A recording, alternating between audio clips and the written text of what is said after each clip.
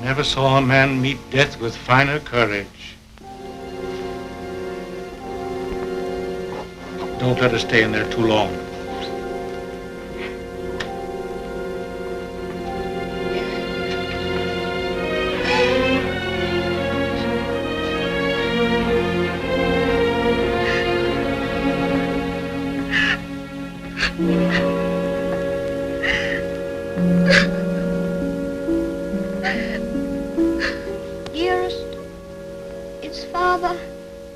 Is Father well now?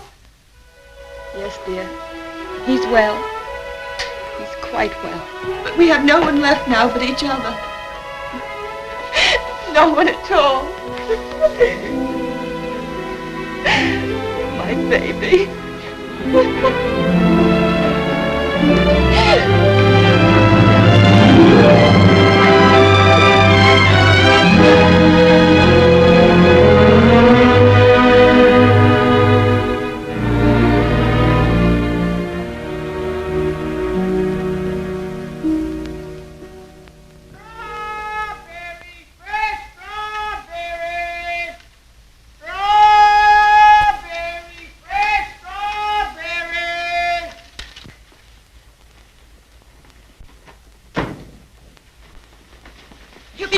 Mary, won't he? Ach, the darling. To think of him getting the like of that for his birthday. Sure, he'll be the happiest boy in all Brooklyn till he falls off of it.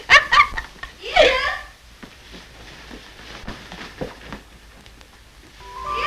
All right, Steady. Oh, dearest. Look. Mary's brother, Michael, has made it for me. And Mary's given me this book. It's The Adventures of Robin Hood and His Merry Men. Listen. Back varlets, touch maid Marian at your peril. However many you be, I defy you all. See, dearest, you're maid Marian and I'm Robin Hood. They crowd around you. I'll never leave your side, however many there are. Oh. Now, dearest, you cry out, help me, Robin Hood. Help me, Robin Hood. Help. Varlets, no, I've got... Oh. Help. There. Oh. Isn't that... You like it? Oh, my... Of all the events in my life, this is the most magnificent. Do you really like it, darling? It's what you wanted? It's exactly what I wanted. Oh, I do hope it is. Only you will be careful, won't you, and not let it run away with you or anything. I suppose I'm about the safest bicycle rider in the whole of Brooklyn. Do you mind that now, huh? No? Can I ride it now, dearest? Can I go now? Oh. I can't wait 1 minute. Mr. Hobbs has to see it, and Dick. Can I go now, dearest? At once? Yes, dear, only do be careful. Oh, dear. There we are. Let's go. Steady, do be careful of the streetcars if you should get on the sidewalk. Wait a minute. Yes. Goodbye, dear. Goodbye. Oh, be careful, be careful, be careful. Be careful. Good morning, Mrs. McGillicuddy. Good morning, Sadie. A very good morning. How are your bones today, Mrs. McGillicuddy? Oh, none too good after the rainstorm yesterday. Oh, they ate last night something cruel. Ties me up in knots, the rain does. Does it? How very peculiar. But it's a fine day to go bicycle riding. Oh, I suppose so. For them that has bicycles and can ride them. I suppose everybody who has a new bicycle will take it out and ride it today. Glory be to goodness, and whose bicycle might that be? It's mine. It's my birthday present from dearest. Oh, it's a daisy show. Fine enough for the president to ride. And it has all the latest improvements. Oh, sure it sounds like the bells of St. Patrick. Sure, it's the luckiest boy in the world, John. Well, I'll have to be going. Oh, I nearly forgot. Please choose my apple now, Mrs. McGillicuddy. But would you mind keeping it for me until I get back? Sure.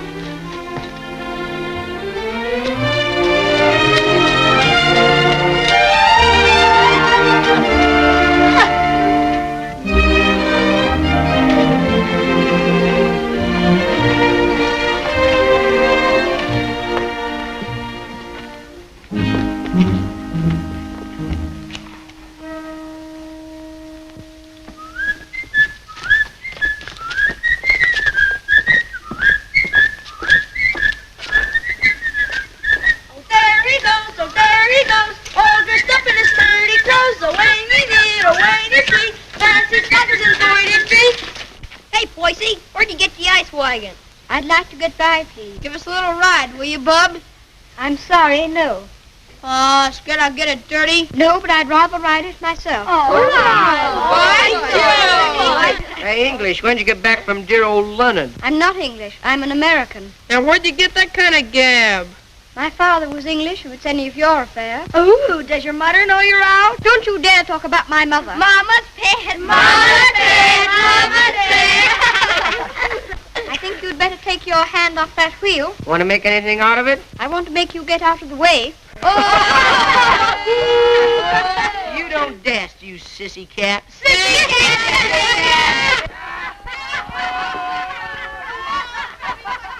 Wait a minute, Sadie. Don't let him bluff you. I'll be right there.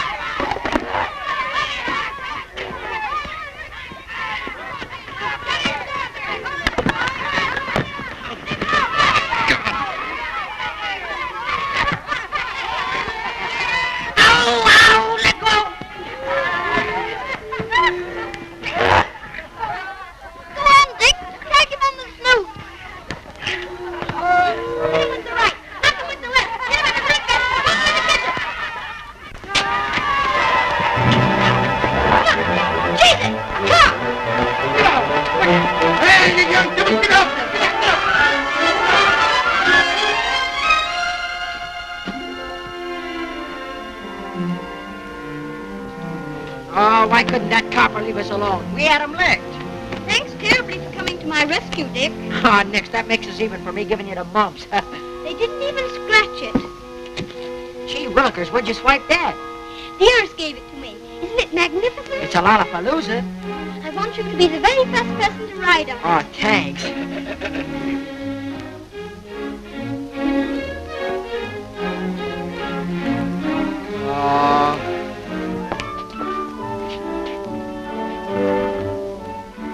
Thank you very much for your assistance, Mr. O'Brien. It's a pleasure, Freddie, my lad.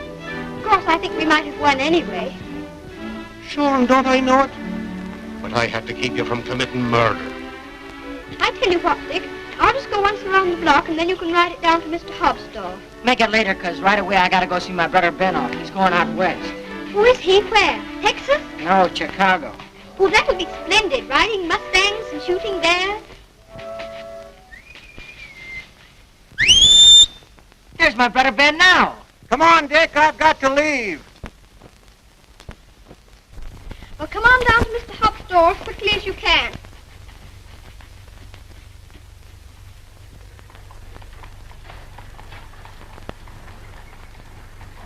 What do you say to a little birthday party? Ginger pop and cookies and some candy. That would be perfect, Mr. Hobbs. Only, Only? well, Dick's coming very soon. And I was thinking, if we could wait. I guess there'll be enough to go around. There's a lump coming, I think. Quite a big one. What are you reading, Mr. Hobbs? That's the way they go on now. British aristocracy. I've got no use for 'em. Earls and marquises going around as if they was lords of creation, wearing their coronets. Did you ever know any marquises, Mr. Hobbs? Or earls? I should say not. I'd just like to catch one of 'em inside here, that's all. I'll have no grasping tyrants sitting around on my cracker barrels. Perhaps they wouldn't be earls if they knew any better. Oh, wouldn't they, though? They just glory in it. It's in 'em. They're a bad lot. Here you are, Dick. Just in time for Seddy's birthday feast. Gee, Manetti, ginger pop and everything. Here's to your health, Seddy. Many happy birthdays. Thank you very much, Mr. Hobbs. Why, Mary. Come on home, darling. The mistress is wanting you. Oh, glory be. Would you look at your face? I'm very sorry, Mr. Hobbs, but I shan't be able to stay for the feast. Is there anything wrong with Dearest? Not at all. Sure, there's nothing the matter with her. What's happened, Mary? Now, don't be asking me any questions. There's the queer, strange things happening to us. If you'll forgive me, Mrs. Errol, you must not disregard the great position to which your son has fallen heir through the death of his uncle, your late husband's brother. But what it amounts to, Mr. Havisham, is that you want to take my boy away from me. Mrs. Errol, you must remember that I'm acting quite impersonally and simply as the lawyer of the Earl of Dorincourt. The Earl of Dorincourt disowned his son and has refused to recognize his grandson until now. Why should I give up my boy? I'm afraid I've been very stupid, Mrs. Errol. I should have told you. My instructions are that you shall accompany Lord Fauntleroy to England. Oh. However, I must remind you that Lord Dorincourt is not very friendly toward you. He's an old man and has always had very strong prejudices against America and Americans and was bitterly opposed to his son's marriage.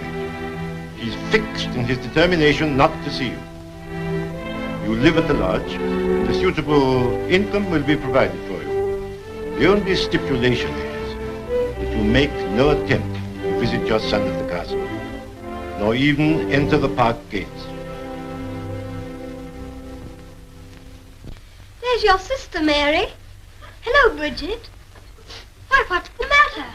Mrs. Michael, it's worse. We've no money. We can't pay the rent.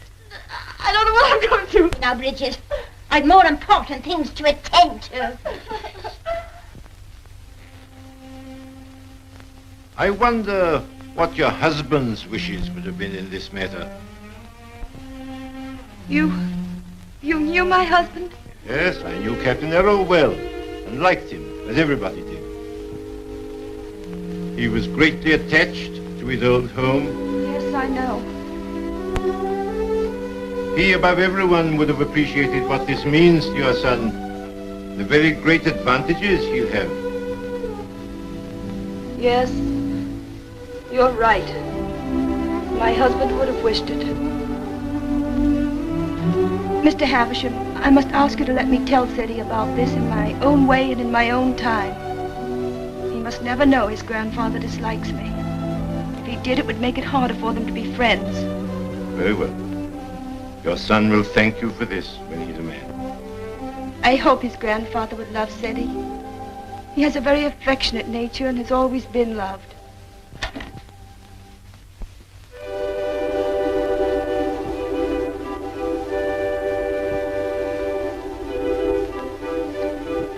Havisham, dear, whom your grandfather has sent to see us, all the way from England. How do you do, sir?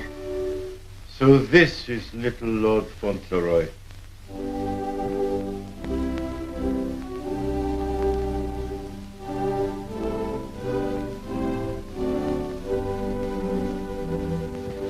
You see, dear, your grandfather has no more children now, and he's very lonely. So he wants us to go and live with him in England. Because he's an earl, and you are his heir, you will have a new name, Lord Fauntleroy. And someday you will be the Earl of Dorincourt. Oh, dearest, do I have to be an earl? None of the boys are earls. Can't I not be one? I'm afraid it can't be helped, dear. Just think, dear, soon we'll be starting for England. Do we have to go to England, dearest? I'd much rather not. Oh, what will Mr. Hobbs say?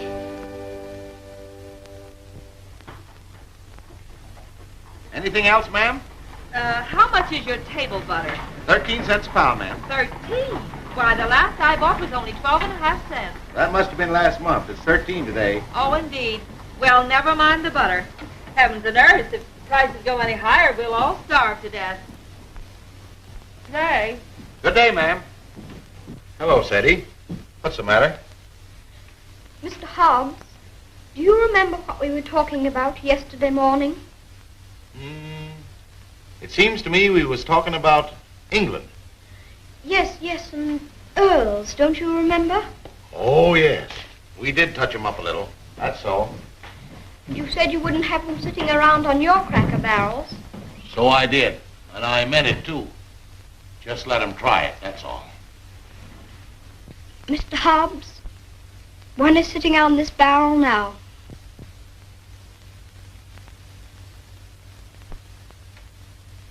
What? Yes, I am one. Or I'm going to be. I won't deceive you, Mr. Hobbs. It's the heat.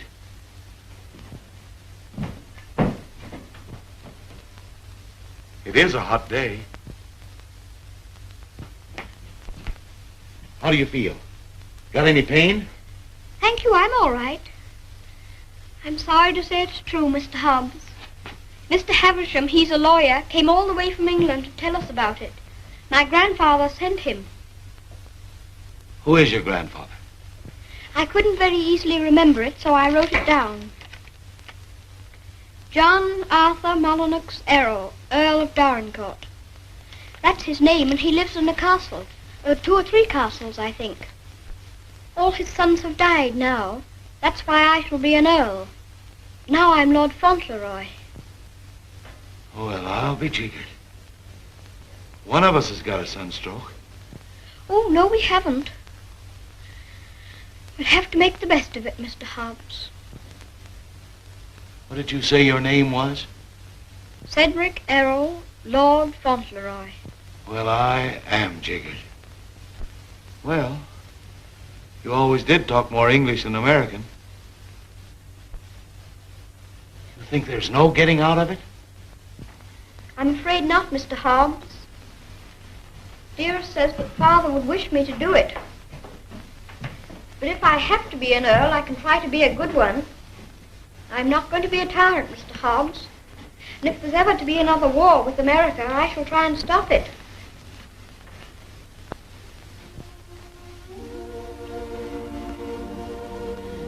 England's a long way off, isn't it? It's across the Atlantic Ocean. That's the worst of it. Perhaps I shan't see you for a long time. I don't like to think about that, Mr. Hobbs. Well, the best of friends must part.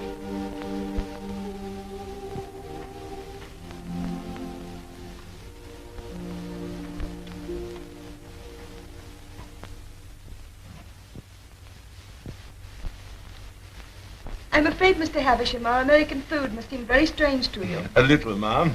I find that muffins are biscuits and biscuits are cookies. But the cooking's excellent.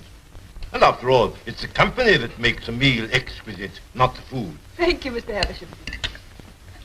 When you're an earl, you'll give splendid dinners in one of the most beautiful castles in England. Do you know, I'm not sure I know exactly what an earl is. And I think if anybody's going to be one, he ought to know, don't you? Would you mind explaining it to me?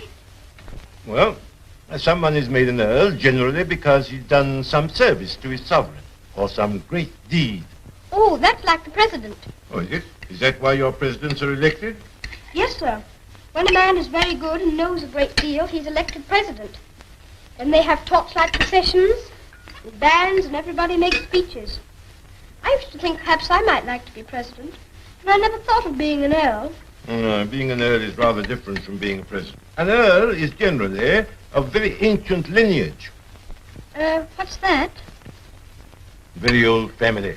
Extremely old. Oh, that's like the apple woman. She's 100, I should think. She's of such ancient lineage it'll surprise you how she can stand up. I used to feel sorry for anyone who's so poor and has such ancient lineage. She says hers has gone into her bones and the rain makes it worse. When I said ancient lineage, I didn't mean old age. The first Earl of Dorincourt was created an earl hundreds of years ago. Well, that was a long time ago, wasn't it, dear? Yes, dear. Many earls have been very brave men and have fought in great battles. I should like to do that myself. My father was a soldier and a very brave man, as brave as George Washington. I'm glad earls are brave. That's a great advantage. Would you excuse me a moment, please? There's someone I must see. Oh, certainly, of course.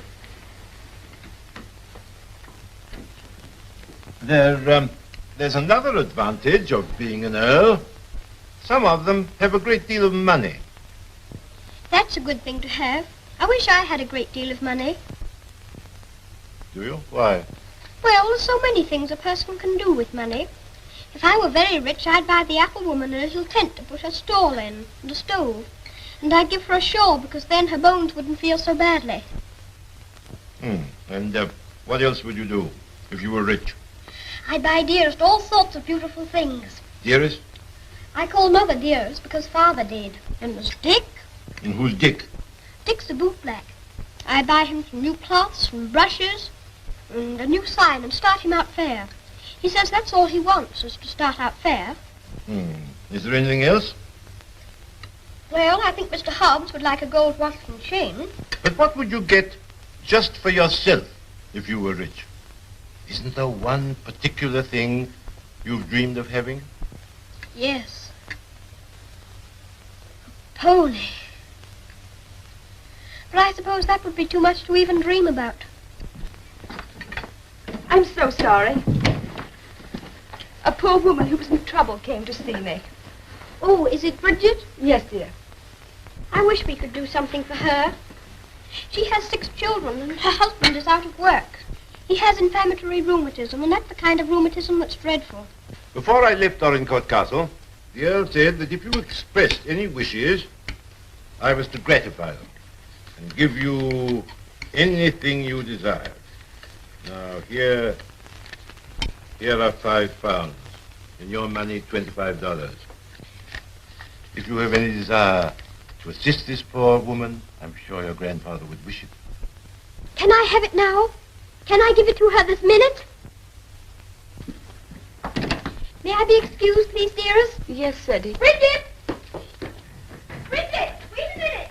Here's some money. My grandfather gave it to me. It's for you. It's a great deal of money, Mr. Havisham. We've never had very much. I'm just beginning to realize the great power Freddie will have.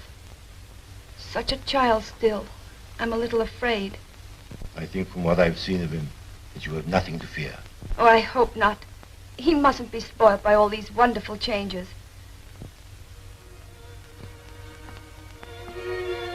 She cried. She said she was crying for joy. I never saw anyone cry for joy before. My grandfather must be a very good man. It's more agreeable being an earl than I thought it was going to be. In fact, I'm almost quite glad I'm going to be one.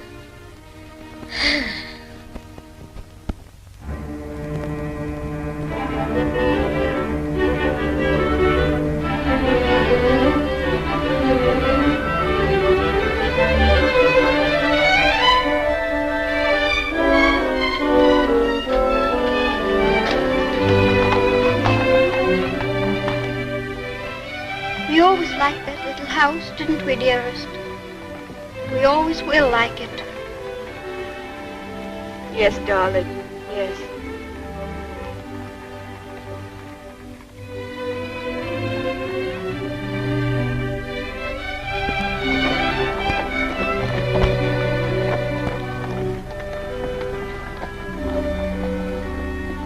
I've come to say goodbye. I have to go to England to be a lord, and I shouldn't like to have your bones on my mind every time it rains. Oh, bless your dear little heart, with all your kindness to me, my bones is as quiet as anything. Can I give you a kiss for luck? Of course.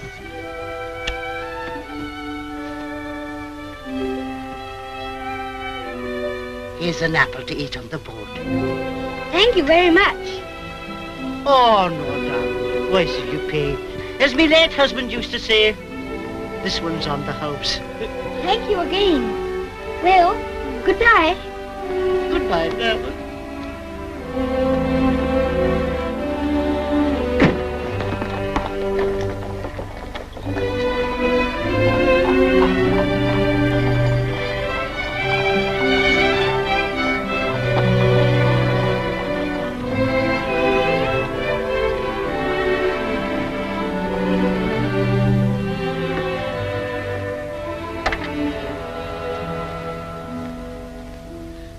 Well,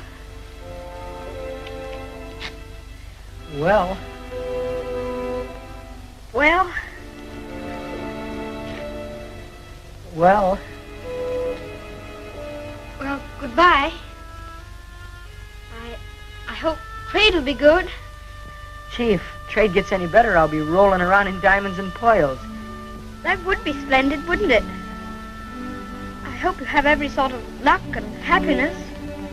Thanks, same to you, and I hope you think about us sometime when you're Way over there, as they say, on foreign soil. I'll think about you all the time, and I'll write to you, and you must write to me. Here's where you send your letter. Gee, I wish you wasn't going away. Thanks, mister, for all the swell things you've done for him. He certainly deserves it. He's a game little kid. Gee, I almost forgot. Here, I bought this for you. It's a handkerchief. You can use it when you get among them swells. Oh, Dick, it's beautiful. It's extraordinary. I'll use it always. Thank you, Dick. Thank you very much. Well, goodbye. Well, goodbye.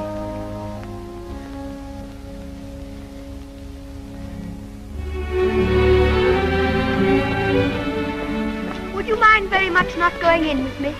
I think this time I'd better be alone. Certainly, I quite understand.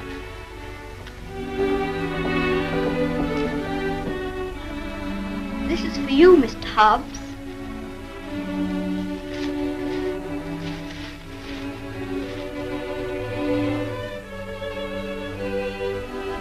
It'll look fine when you're smoking it. Why, Sadie, that's just what I wanted for a long time. This is my real present, Mr. Hobbs.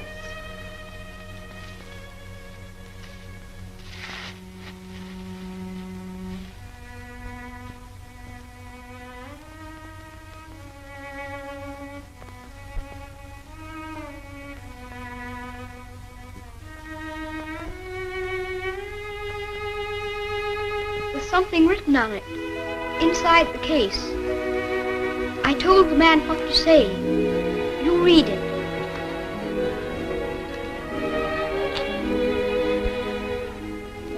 From his oldest friend, Lord Fauntleroy, to Mr. Hobbs. When this you see, remember me.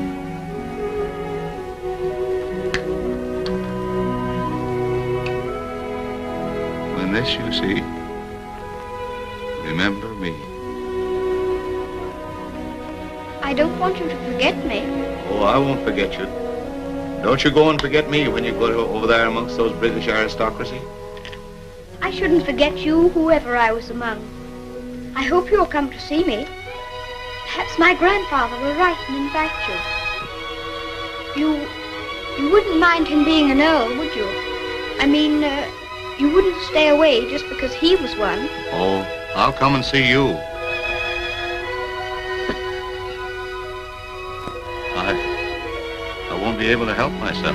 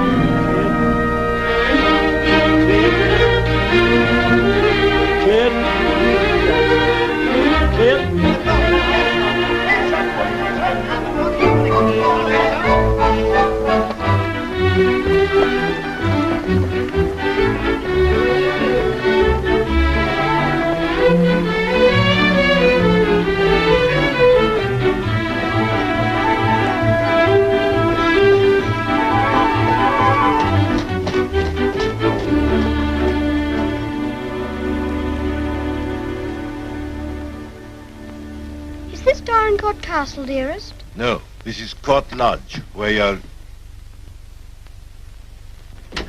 Here's Mary. We had a splendid time in London, Mary. I'm so glad you came before us, Mary. We don't feel so strange finding you here to welcome us. Oh, sure, 'tis a great happiness I wish you, ma'am, in your lovely new home. This is Mrs. Baines, the cook, ma'am, and that's Susan, the parlour maid. I'm sure we'll do everything, ma'am, to make you comfortable. Oh, I'm sure you will.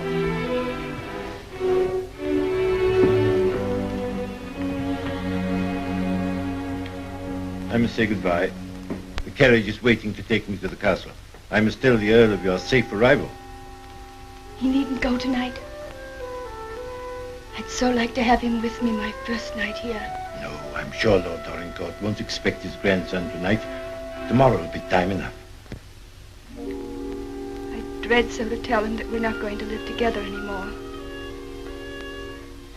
I'm a coward, I know, putting it off so long, but it's the most difficult, the most cruel thing I've ever had to do.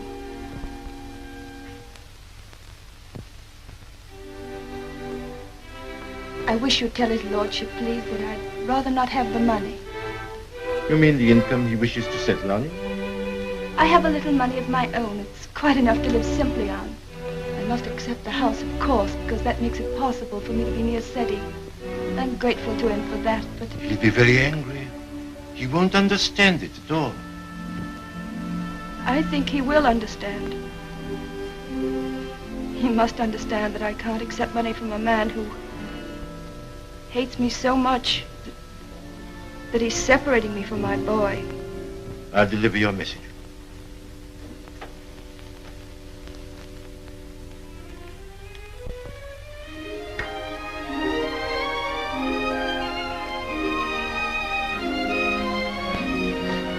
I think it's beautiful here.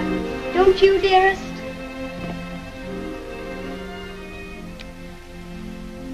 Seti, darling, there's something I must tell you. You're not going to understand it, I know. But I want you to believe me, as you always have, when I tell you it's for the best. Tomorrow, Mr. Havisham will take you to your grandfather, and you will live with him at the castle. But I shall not go with you. This pretty house will be my home, and Mary will be here to look after me. But dearest, you don't mean... You can't mean that we're not going to be together, just as we've always been? Oh, no, I can't. I couldn't. I won't. I won't. Seti, you must be brave and sensible. If there are some things you can't understand now, you'll understand them later. It's best for you to live there. There are good reasons why it is. You mean you want me to go away from you? Of course not, darling. But now you're growing older, and we must trust, help one another without asking any questions. You know, Seti, your grandfather loves you, wants you to love him.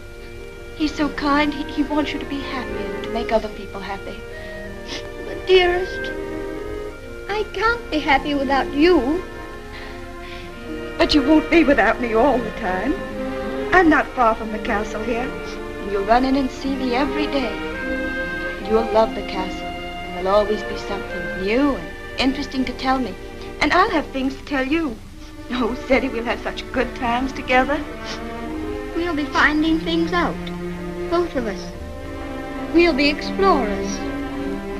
Yes, like Mr. Stanley and Mr. Livingston. That'll be exciting. Every night, when it grows dark, I'll put a candle in the window to guide you through the jungle, Mr. Stanley.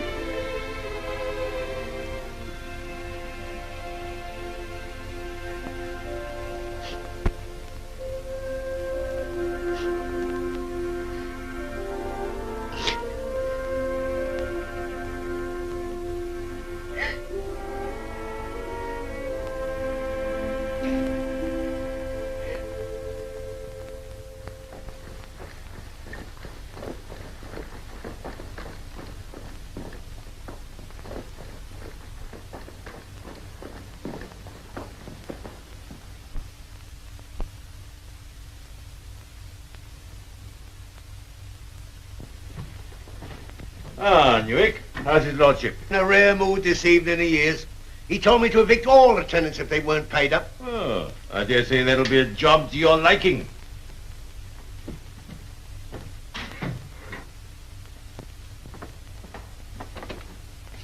Oh, sir. Ah, Purvis. Glad to see you again. I'm very glad to see you, sir. Oh, idiot! Do what you're told, and bring what's ordered. Gout. Oh, yes, sir. These last few weeks have been the worst I've ever known, sir. I'm surrounded by a lot of incompetent nincompoops. Shut the door, you blockhead! I can't stand him no longer, Mr. Purvis. He's too much for any man. Cursing and swearing and calling people out their names like he does. And it ain't just today, it's every day. Thomas, you brought in the 63 port. He prefers the 51. How was I to know he didn't say?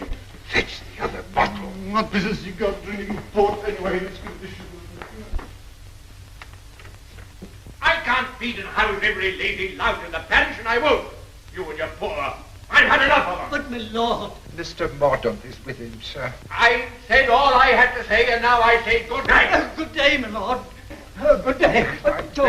How'd you do, Mr. Havisham? Mr. Mordaunt. Mr. Havisham, my lord.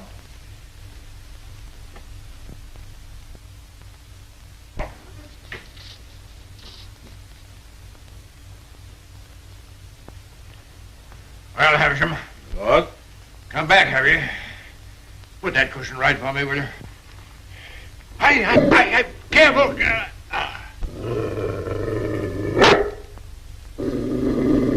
What's full of hot needles? Well, what have you got to tell me? Lord Fauntleroy and his mother are at Court Lodge. They bore the voyage excellently and in good health. Ah. What else? His lordship remains with his mother tonight. I'll bring him to the castle tomorrow. Oh, go on. Tell me everything. What sort of a lad is he? Never mind about the mother. What sort of a lad is he, I say? It's rather difficult to judge the character of a child of 9. A fool, huh? Clumsy cub. I don't know much about children, but I thought him rather a fine lad. Healthy, well grown, eh? Apparently healthy, quite well grown. Straight-limbed, well enough to look at. Rather handsome, my lord, as boys go. Ah. Although I'm scarcely a judge. I dare say you'll find him a little different from most English children. Oh, no doubt of that. American children are the most impudent and worst brought up in the world. I've heard that often enough. In his case, I would hardly call it impudence. The difference is, I think, that he's lived more with older people than with children. But I should call it a mixture of maturity and childishness. Exactly. Beastly, impudent, bad manners. That's what it is. I have a message to deliver from Mrs. Errol. I want none of her messages. The less I hear of her, the better. But this is rather an important one. She prefers not to accept the income you propose to settle on her. What's that? What do you say? She says it's not necessary. That as the relations between you are not friendly. Not friendly? I should say they were not friendly. Mercenary, sharp-voiced American. Lord, you could hardly call her mercenary. She's asked for nothing. Ah, all done for effect. She thinks she can wheedle me into seeing her. Thinks I shall admire her spirit, but I don't. She shall have the money sent to her whether she likes it or not. She won't spend it. I don't care whether she spends it. She shall have it sent to her. She shan't tell people that she's got to live as a pauper because I'm doing nothing for her. Huh?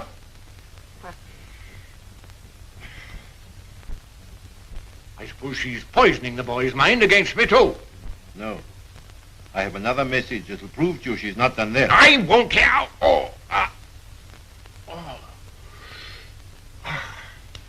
She asks you not to let Lord Fauntleroy hear anything that might lead him to understand that you're separating him from her because of your prejudice against her.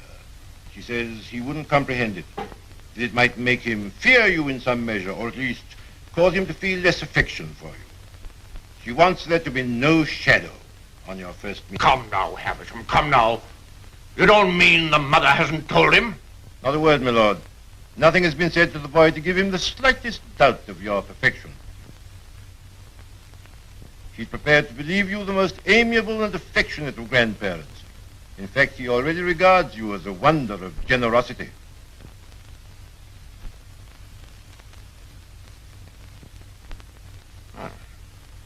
He does, eh? I would suggest, my lord, that Fauntleroy's impressions of you depend entirely upon yourself. I make a further suggestion, that you will succeed better with him if you take care not to speak slightingly to him of his mother. The boy's only 9. Nevertheless, those 9 years have been spent at his mother's side. She has all his affection.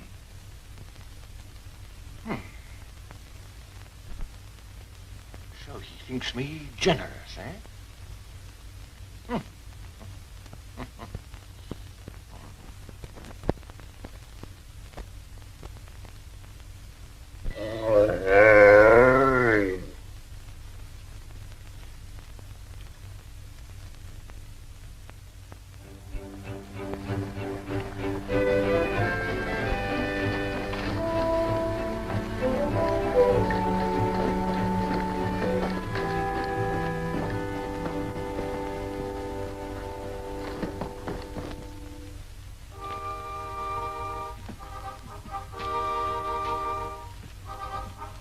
Service, this is Lord Fauntleroy. My lord. How do you do? Thank you, my lord.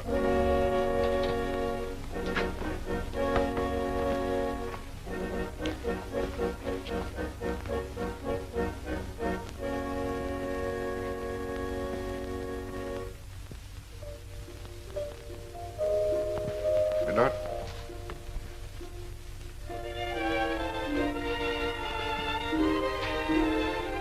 Lord Fauntleroy, Mrs. Mellon.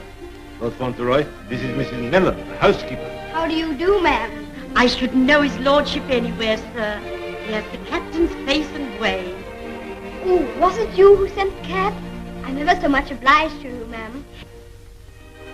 How do you do? It's a great day, this, sir. Where's his lordship? In the library, sir. Lord Fauntleroy is to be sent to him alone.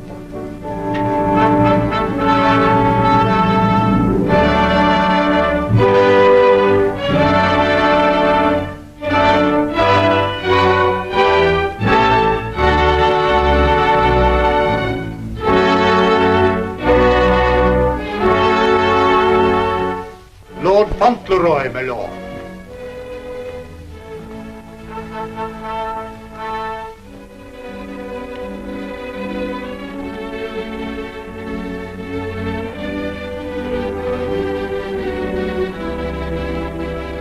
Dougal, come back, sir.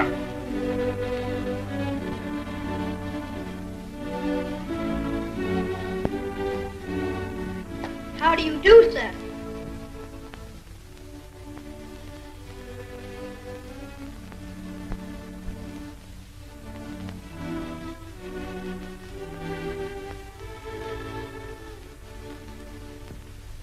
Are you the Earl? I'm your grandson that Mr. Havisham brought. I'm Lord Fauntleroy.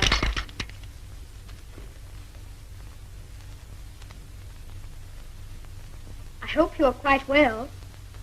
I'm very glad to see you. Ah, you're glad to see me, are you? Yes, very.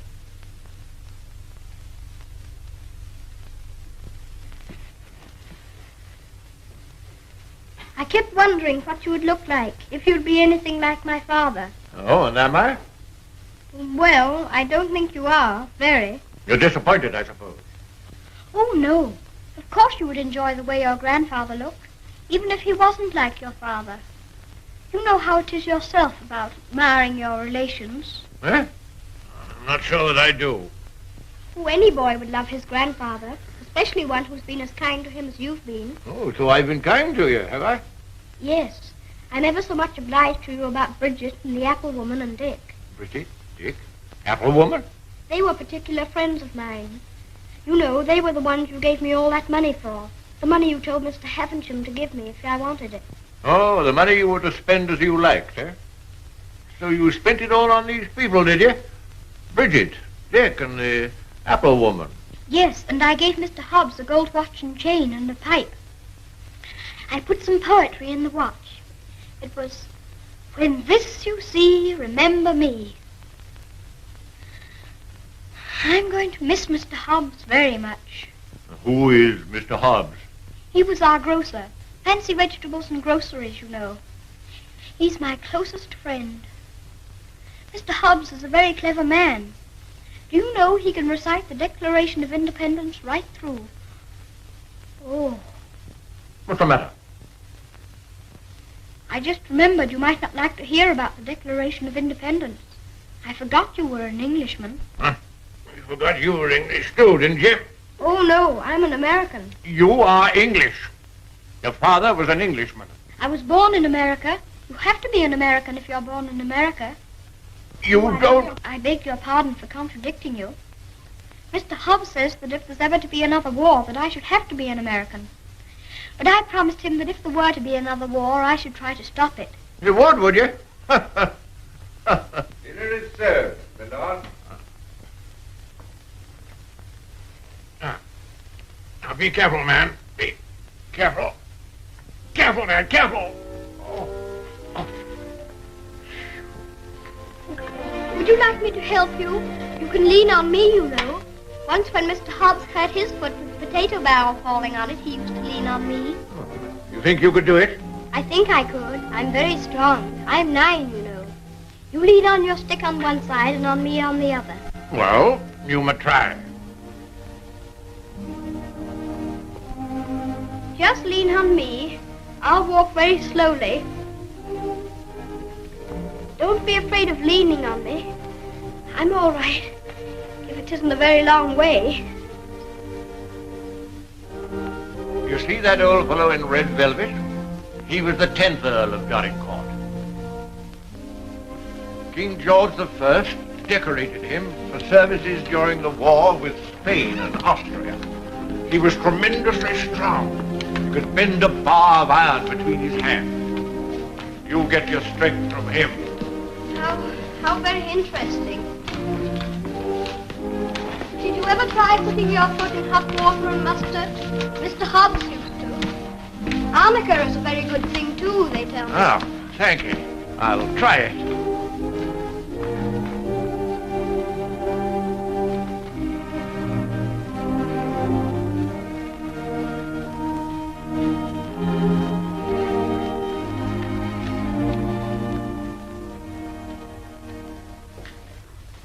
It is warm, isn't it?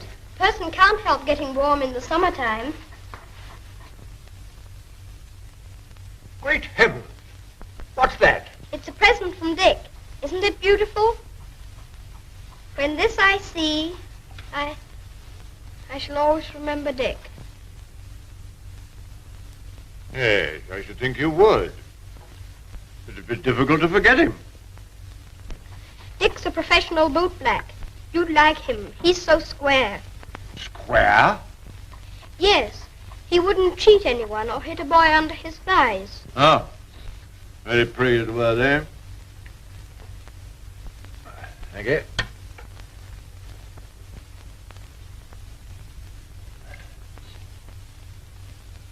What's the matter? Don't you like your soup? Oh, yes. I was just wondering. Wondering? Wondering what? You don't wear your coronet all the time, then? No. It doesn't become me. Mr. Hobbs said you wore it all the time. But after he thought it over, he said he thought you must take it off sometimes to put your hat on.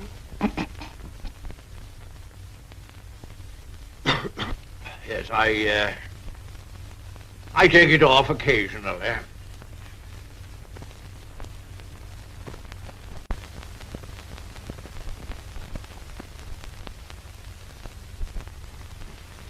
You must be very proud of your house. I never saw anything so beautiful. But it's a very big house for just 2 people to live in, isn't it? Oh? You think it's too large?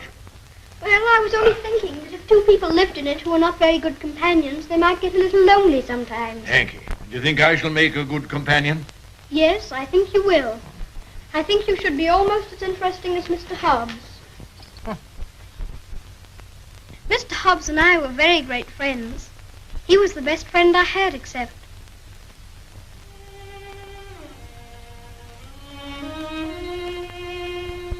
Fauntleroy, what are you thinking of? I was thinking of Dearest. Who is Dearest? She is my mother.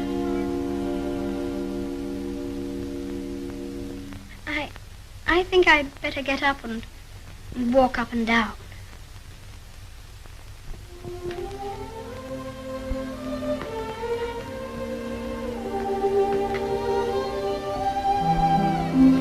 He's a very nice dog. He's my friend. He knows how I feel. How do you feel?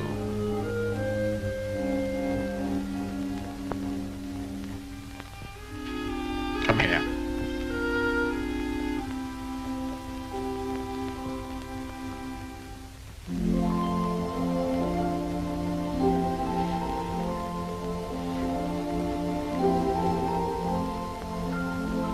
You see, I never was away from my own house before.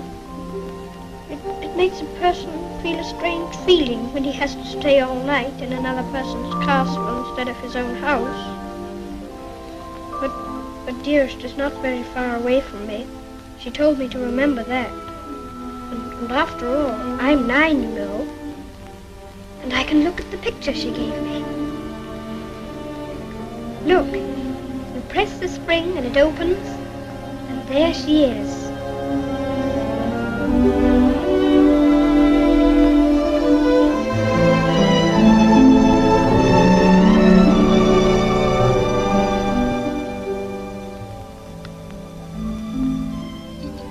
And I suppose you think you're very fond of her. Yes, I do think so, and it's true.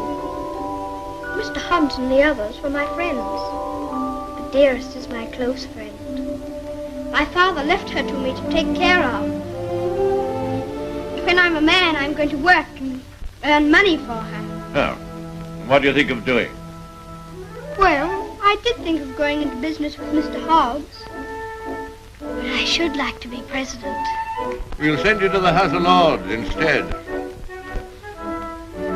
Well, if I couldn't be president, and if that's a good business, I shouldn't mind. The grocery business is dull sometimes. Yes, there's the House of Lords. But it's the business that every Earl of Dorincourt goes into. I shall have to talk to Dearest about it.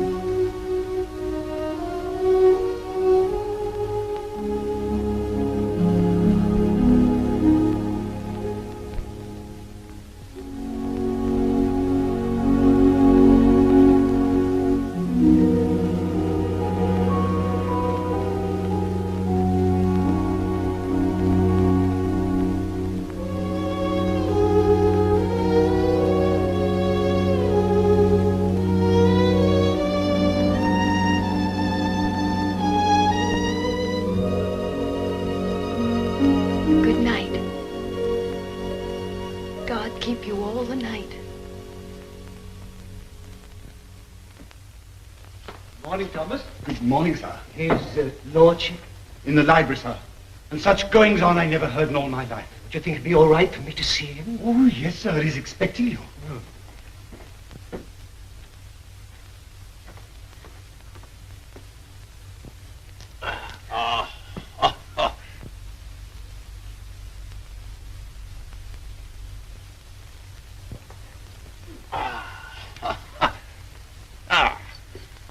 Morning, Mordaunt.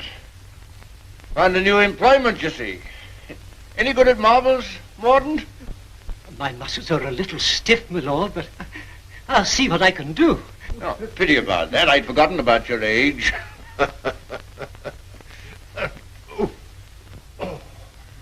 This is the new Lord Fauntleroy. Fauntleroy, this is Mr. Mordaunt, rector of the parish. I'm very glad to make your acquaintance, sir. I'm delighted to make your acquaintance, Lord Fauntleroy. Well, what is it this morning, Mordaunt? Who's in trouble now? It's one of your tenants, my lord. Higgins of Edge Farm. York has told him that if he doesn't pay the rent, he must leave the place. He's a bad tenant. Always behind, York tells me. He's devoted to his wife and children. If the farm is taken from him, they may literally starve. That's like Michael. Huh? I forgot we had a philanthropist here. Come here. What would you do in this case? Well, if I were very rich, I should let him stay and give him things for his children. Nonsense. You're Lord Fauntleroy. Time you learn to deal with these situations. You can write, can't you? Yes, but not very well. Well, go over to the desk and write Newick his orders.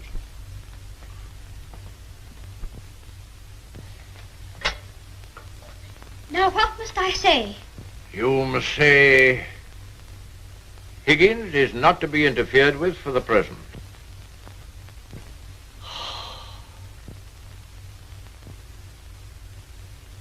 And sign it Fauntleroy.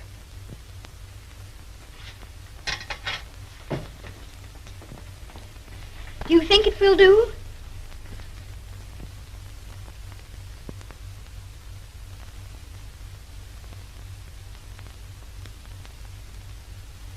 Yes. Higgins will find it entirely satisfactory. Mr. Hobbs always signed his letters that way, and I thought I'd better say please. Is that exactly the right way to spell interfered? Well, it's not exactly the way it's spelled in the dictionary, but... I was afraid of that. Yes, Higgins won't complain of the spelling. I think you must be the best person in the whole world. Don't you, Mr. Mordaunt? I shall write and tell Mr. Hobbs. Oh, and what'll you tell him? I shall tell him I think you're the kindest man I ever heard of, and that you're always thinking of other people and making them happy, and that I hope when I grow up I shall be just like you. Just like me. There you are, Morden. Take that with you. I will indeed. This is good news. Thank you, my lord. Oh, don't thank me. Thank Fauntleroy. Thank you. Goodbye, sir. Goodbye.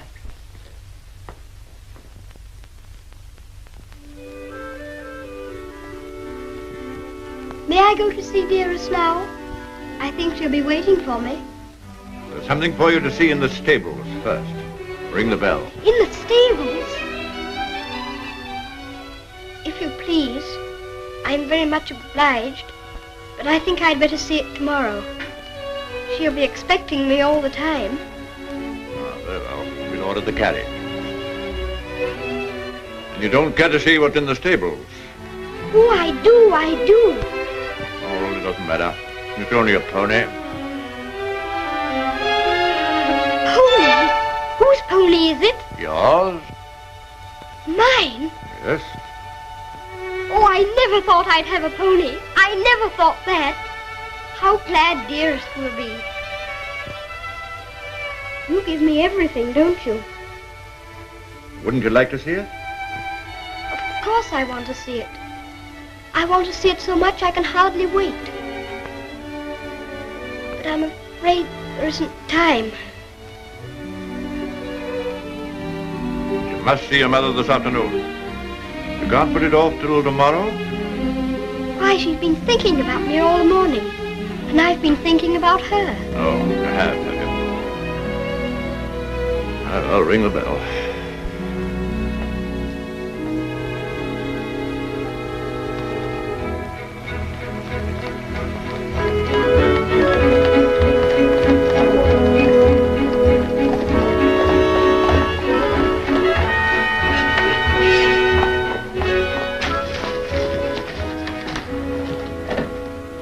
Let me give you your stick. Just lean on me when you get out. I'm not going to get out. Not to see Dearest? Dearest will excuse me. Go and tell her that not even your new pony would keep you away.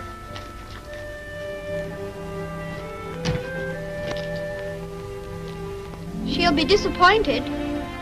She'll want to see you very much. I'm afraid not. The carriage will call for you as we come back. Drive on, Jeffries.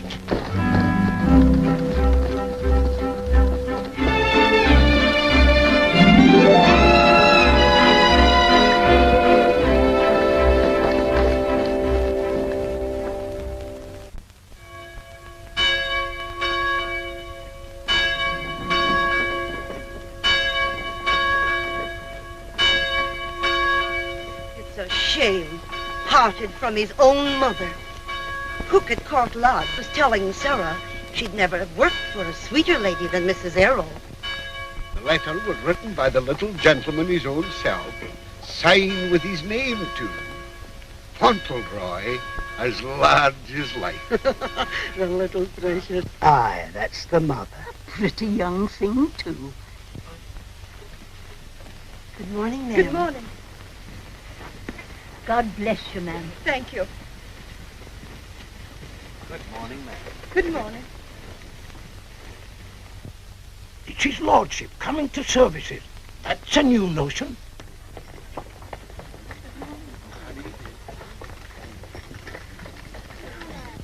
They say even his gout's improving. Look at the young lord. He's Captain Cedric all over again. He's the captain's self to the life. How glad the people are to see you. Take off your hat, Fauntleroy. They're bowing to you. To me? How do you do? Good morning, God bless your lordship. Long life to you. Thank you. morning, Lord.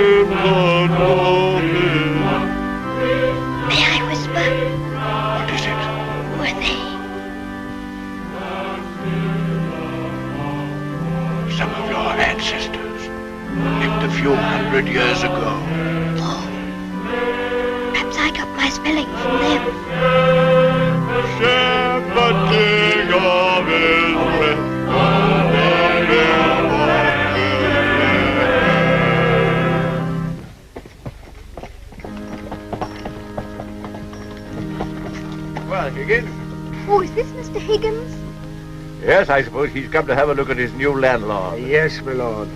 I understand his young lordship was kind enough to speak for me, and I thought I'd like to say a word of thanks. I've got a great deal to thank your lordship for. Oh, I only wrote the letter. It was my grandfather who did it. You know how good he always is to people. Is Mrs. Higgins well now? Yes, your lordship. The missus is better since the trouble was took off her mind. My grandfather was very sorry about your children having the scarlet fever. You see, Higgins, you people have all been mistaken about me. Lord Fauntleroy understands me.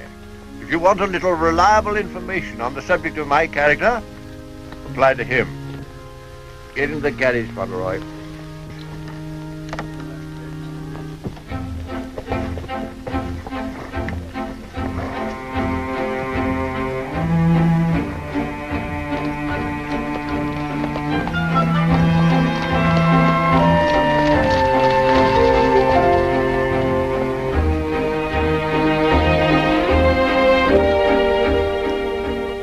Mother very much?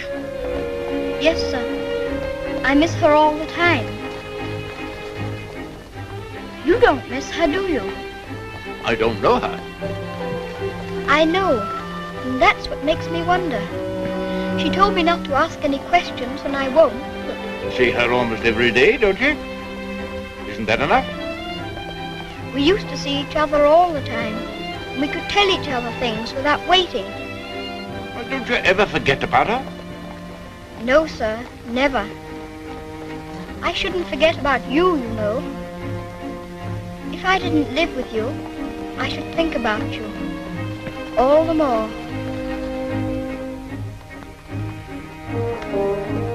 On my word, I believe you would.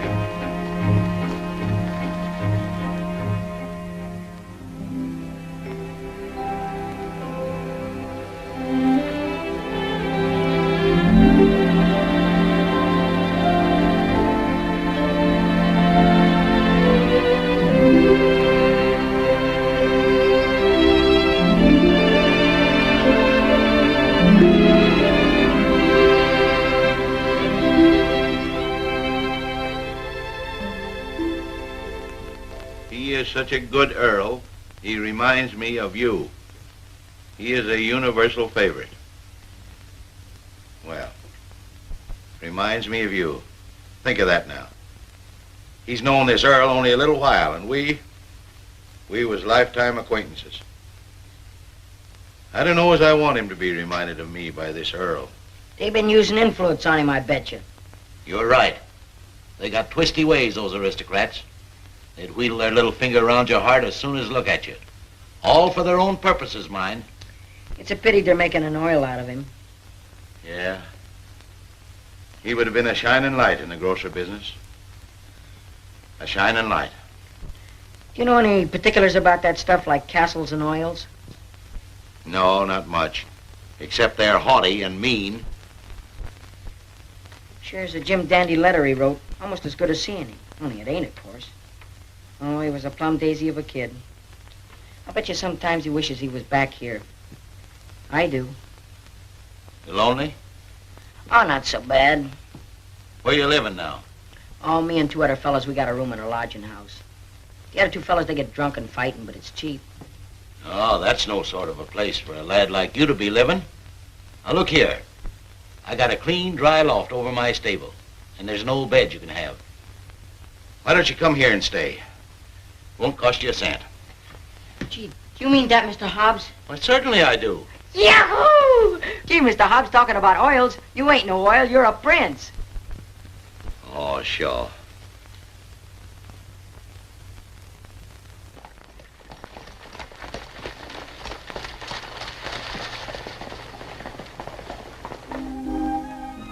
I wonder whether he will have an American accent. My dear, won't it be interesting if he has the Dorincourt eyebrows? When do we see the mother? Shh. I believe she's supposed to be kept in the background.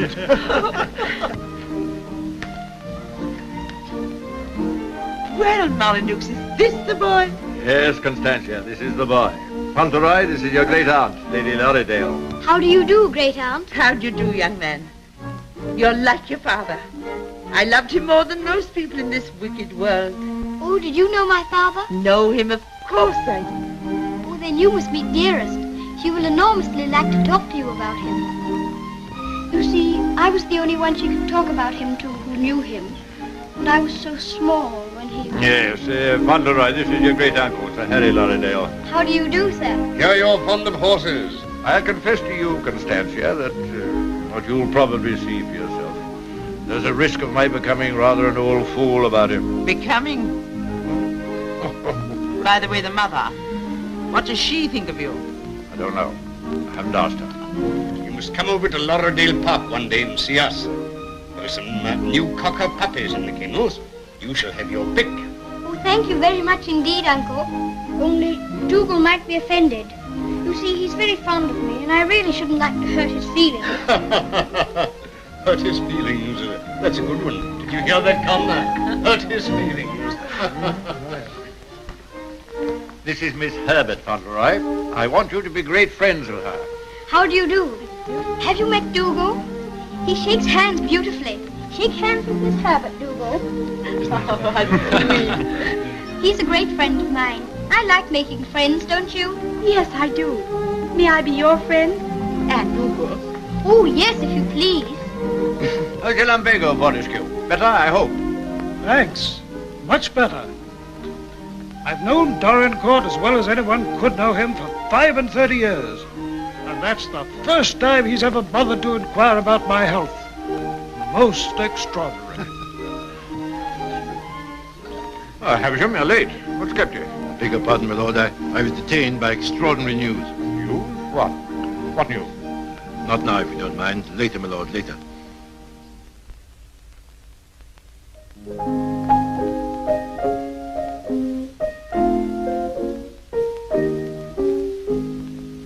The young May moon is beaming, love. The glowworm's lamp is gleaming, love. How sweet to rove through Mourner's Grove, while the drowsy world is dreaming, love.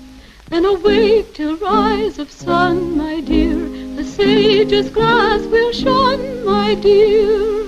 Or in watching the flight of bodies of light, he might happen to take thee for one, my dear. Charming, charming. What a sweet song. Delightful, my dear. Thank you, my dear. Thank you. Do you like music? Yes, I like it when you sing it. Dear my Lord Fauntleroy, why do you look at me so? I was thinking how beautiful you are. Oh, Fauntleroy, make the most of your time. When you're older, you'll not have the courage to say that. Nobody could help saying it. Don't you think she's pretty, too? Well, we're not allowed to say what we think. Lord Fauntleroy shall say what he thinks. I'm sure he thinks what he says. I think you're prettier than anyone I ever saw, except Dearest. I think she is the prettiest person in the world. I'm sure she is. And I must tell her how kind you've been to me. I never was at a party before, and I've enjoyed myself so much. Oh, I beg your pardon.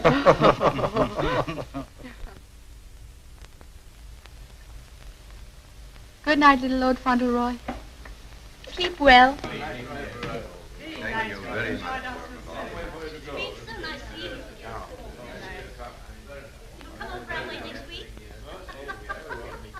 Good night. So glad you came.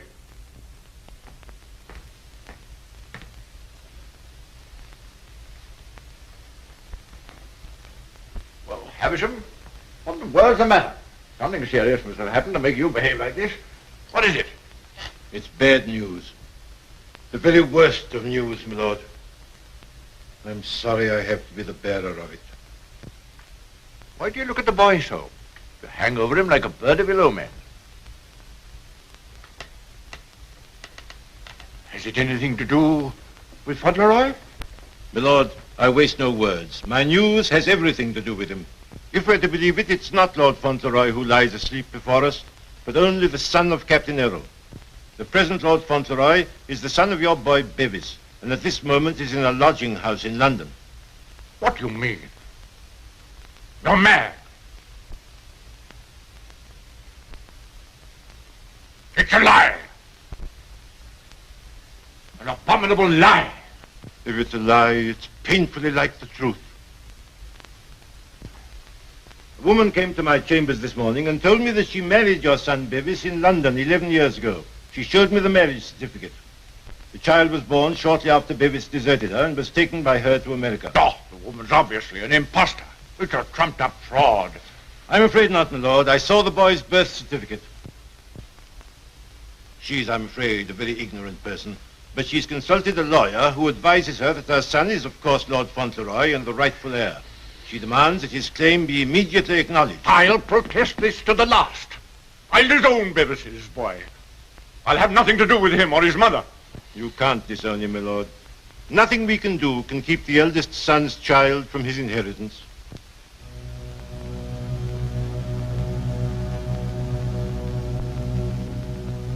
The woman you say is an ignorant, vulgar person, eh? She can hardly spell her own name. She's obviously uneducated and openly mercenary. And I objected to his mother. I suppose it's retribution. If anyone had ever told me I could be fond of a child, leave them. I always detested children.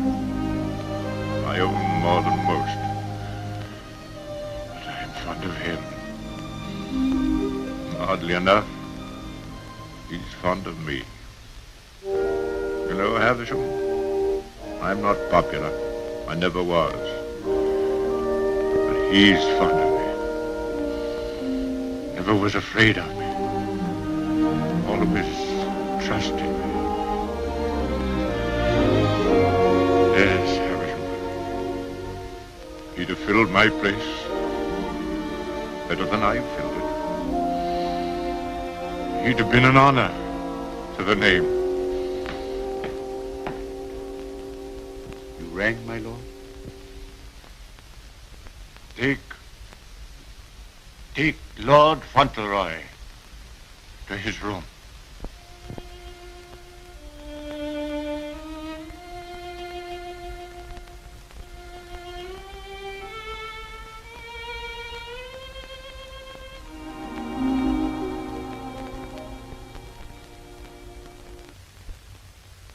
What a pity. The boy's a thoroughbred if ever there was one. I suppose you may say it's a judgment on Molyneux. But that boy, the first human being he ever loved. Will Molyneux take the case to the courts, do you think? Can't tell, he's obstinate enough. Courts of the devil. You go in with your best suit, buckles on your shoes, and come out as nature made you. Bless my soul, Constantia. Whoever would have dreamed that I'd have felt sorry for the old boy? I wouldn't have minded our having a boy like that, Harry. Yes.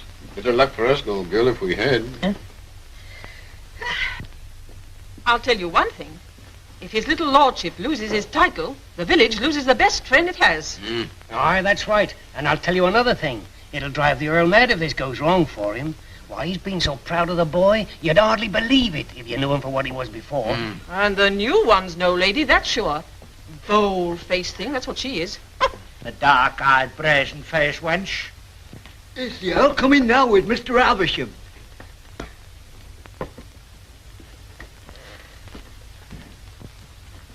You've someone here calling herself Lady Fauntleroy. I want to see her. Aye, come the ways, my lord. This way, my lord.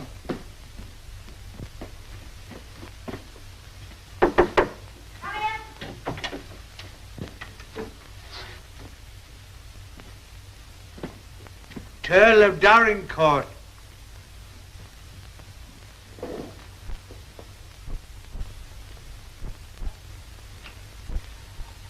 Pleased to meet you, I'm sure, my lord.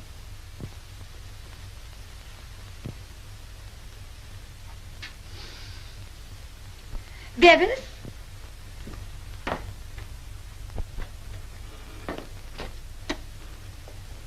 Go shake hands with your grandpa.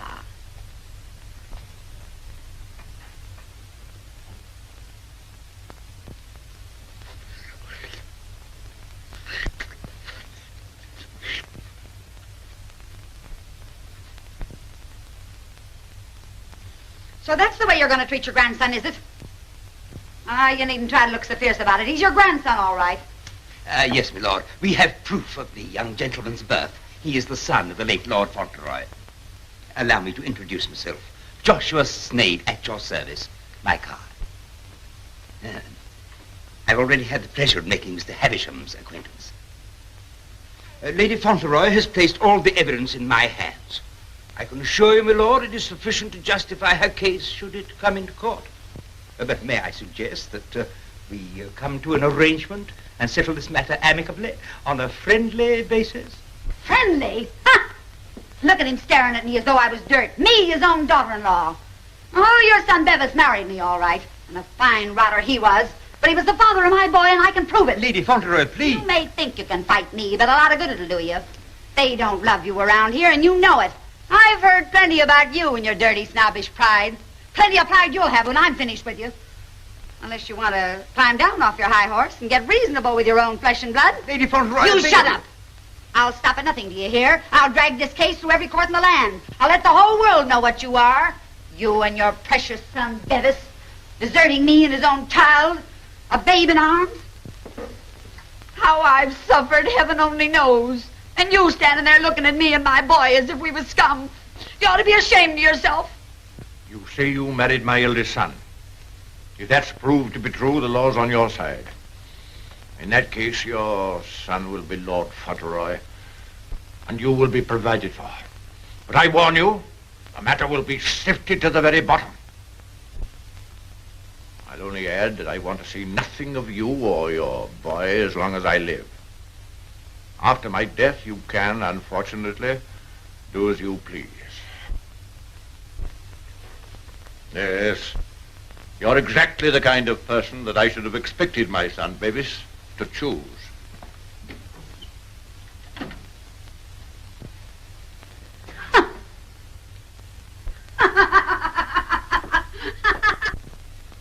I'm afraid, Dorincourt, there can be no two opinions. At least that's how I see it. You agree, Semple? Yes, I'm afraid we can see it no other way. But it's monstrous. That woman and that boy are utterly unfit. Alas, the law can take no cognizance of such things. I sympathize, Dorincourt, more than I can say. Sympathize? What's the use of that? If we take it to the courts, you think there can be only one result? I'm afraid so. The birth certificate, everything we have, point the same way. If you take it to court, you'll have the expense and the notoriety, and only, I fear, one possible result. Perhaps the boy won't turn out so badly as you fear. Perhaps you can do something with him. That boy? That oaf?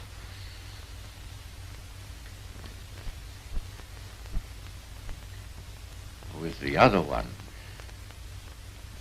Yes. Well, I have no other course but to accept your judgment. Come, Havisham. Thank you, Lord. And you, Mr. Semple.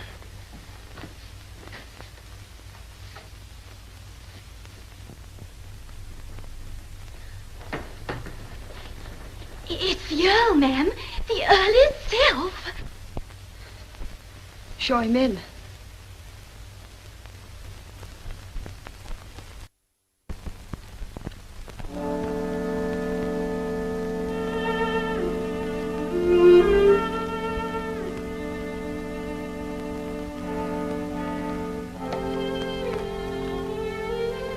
Mrs. Errol, I believe. Yes, I'm Mrs. Errol. I'm Lord Dorincourt.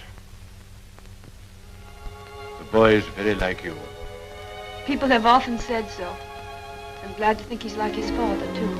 Yes, he is. Like my son. Won't you sit down? Thank you.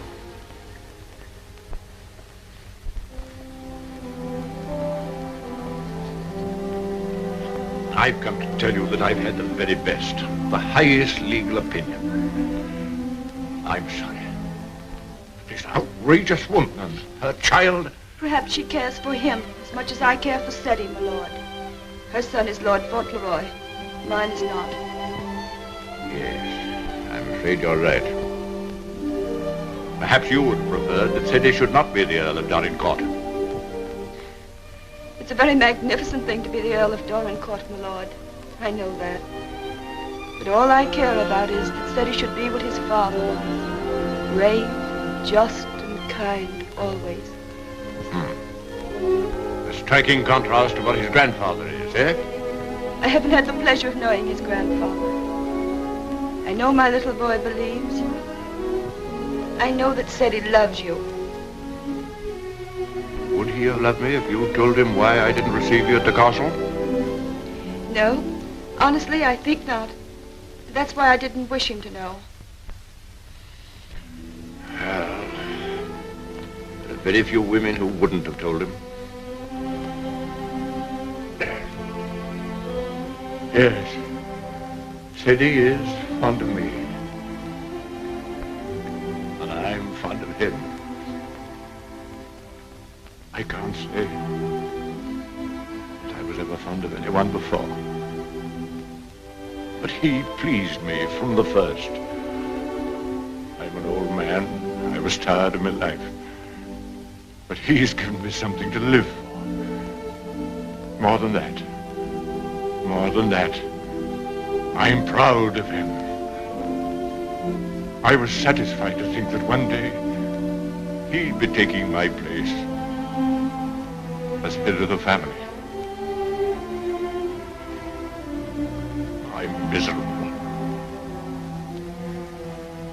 Miserable.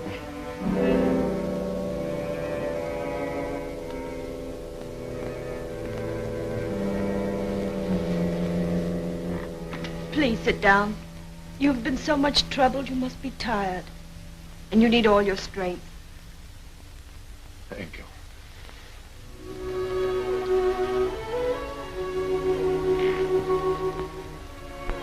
Perhaps it's because I'm miserable that I've come to you. I used to hate you. I've been jealous of you. This wretched, disgraceful business has changed all that. After seeing this repulsive woman who... Well, I felt it would be a relief to come to you. I'm an obstinate old fool, I suppose.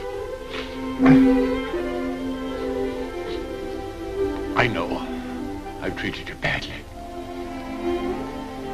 But I've come to you because the boy cares for you.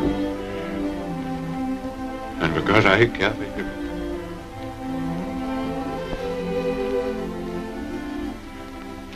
Treat me as well as you can. For the boy's sake.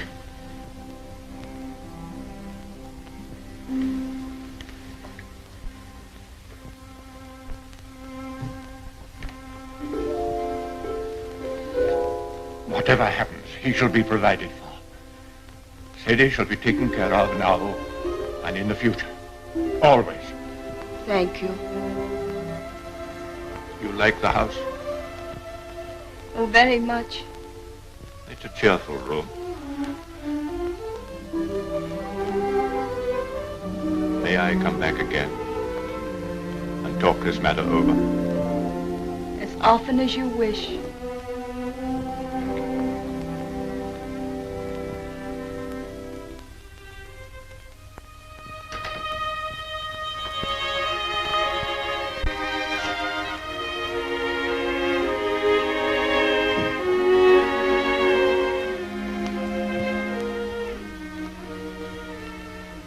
Heard bad news, haven't you? Yes. The worst. And I'm not Lord Fauntleroy anymore, am I? No. She's beaten me. Then the other boy, he will have to be your boy now, won't he? Like I was? No. He'll have to live in the castle if he's Lord Fauntleroy, won't he? That common little brat shall never enter this place in my lifetime. I'll take care of that. Then I can still be your boy, even if I'm not going to be the Earl, just like I was before. My boy. Yes, you'll be my boy as long as I live. And by Jove, sometimes I think you're the only boy I've ever had. Then I don't care about the Earl part at all. I thought, you see, that the one that was going to be the Earl had to be your boy. And that I couldn't be. They shall never take anything from you that I can hold for you. Come what may, you shall have all that I can give. All. And dearest, will her house be taken away from her? No. You can take nothing from her. Nothing from either of you. Come. Time you were asleep.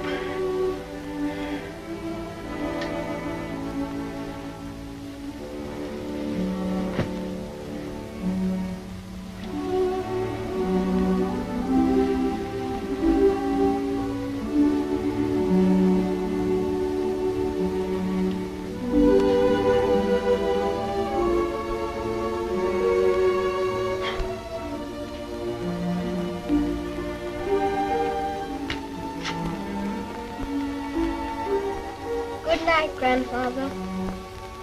Good night, my boy.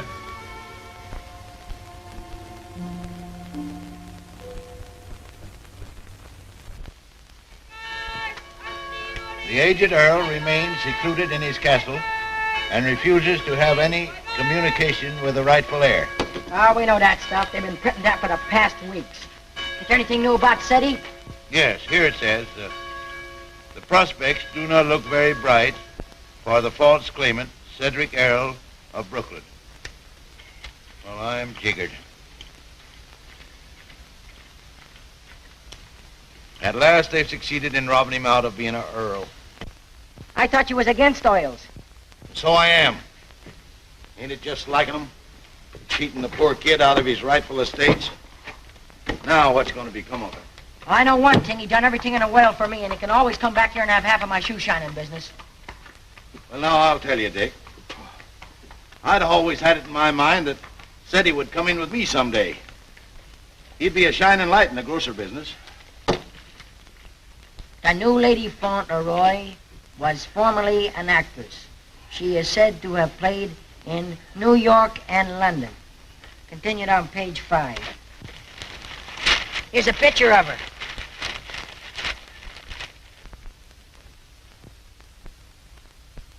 Holy mackerel. What's the matter? Here, look at this. It's her. Her? She ain't no aristocrat, she ain't. I know her as good as I know you. It's Minna, Ben's wife. Your brother? Sure. You mean it's some kind of hocus pocus? Sure I do. Well, I'm jiggered. She was married before, but I never heard of her having no other kid but Ben's kid. You mean the one Ben went out to Chicago to look for? Sure. Maybe she had another kid in England. Maybe she did and maybe she didn't. We'd ought to do something about this. You're dead right we oughta. But we got to get the proper advice. Gee, I wished I knew Alderman Murphy. I know Alderman Murphy. You do? Yeah, come along. Let's go right now. Them Earls, they've always had a spite against us Americans ever since the Revolution. What a place. What a hole. I'm sick to death of it. Cooped up here, week in and week out with nobody to talk to. You're complimentary. I wasn't meaning to be. And grateful. You're getting your money, aren't you? Business is business, you know. Business. I'm sick of business. I want some fun. Why don't you go up to London for a while? London? Not on your tintype. Nothing would please that old devil up at the castle better than to see me clear out.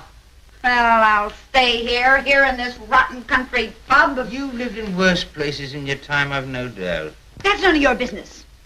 You keep a civil tongue in your head or I'll hand you your walking papers. I wouldn't. What do you mean? Just what I said. I wouldn't try anything like that, Minna. I'm Lady Fauntleroy to you. Come in. Why, it's Lord Dorincourt. Why, this is a pleasure, a real pleasure, I'm sure. Won't you take a... Hello, Minna. Why, hello, Dick.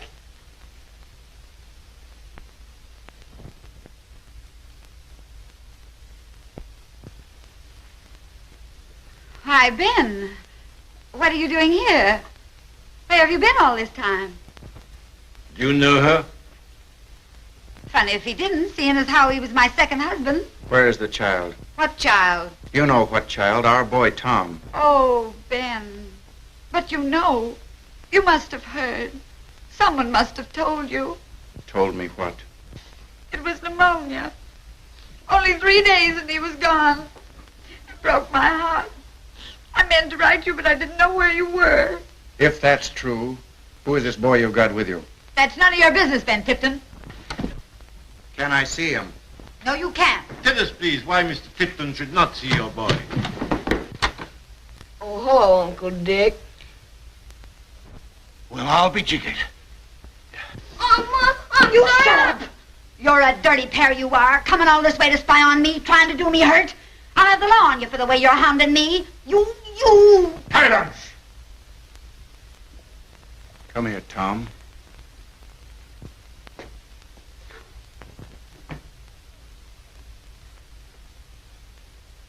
I knew nothing of this, my lord, I assure you. There's a little matter of a forged birth certificate.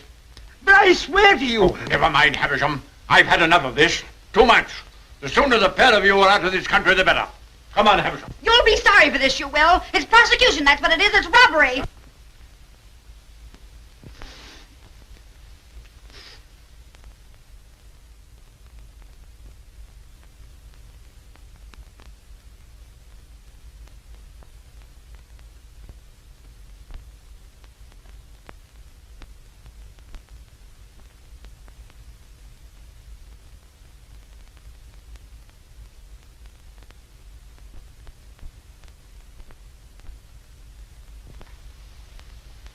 This will be somewhat in the manner of a museum, my lord? Well, not exactly a museum, Mr. Hobbs. They're portraits of my ancestors. Your aunt's sisters? All of them? I'll be jiggered. Your great uncle, he must have had a family. Did he raise them all? I mean that they were earlier distinguished members of the family. Do you know, Earl, I used to have a very poor opinion of you aristocracy, but I've changed. I'll take you, for instance. You're a pretty good sort, even if you are an earl. I'm very gratified.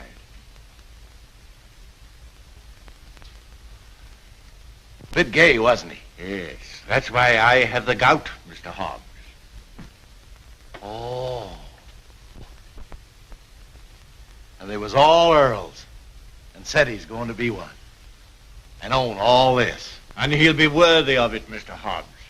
Sure he will. All these earls. You know, I wouldn't have minded being one myself.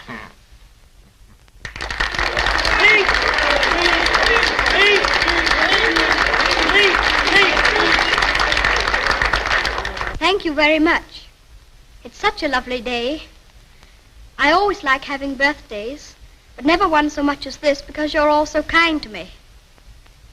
My grandfather wants everybody to be happy and comfortable, and I'll want it too when I'm grown up.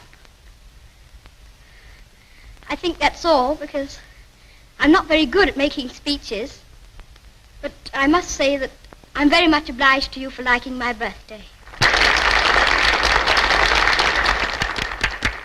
Ripping little nipper. Ain't he a daisy? I'll bet you boys elect him king someday. I didn't know the little fella could talk so good. Why, he makes a better speech than Alderman Murphy. By Jove. Well, I'll be jiggered.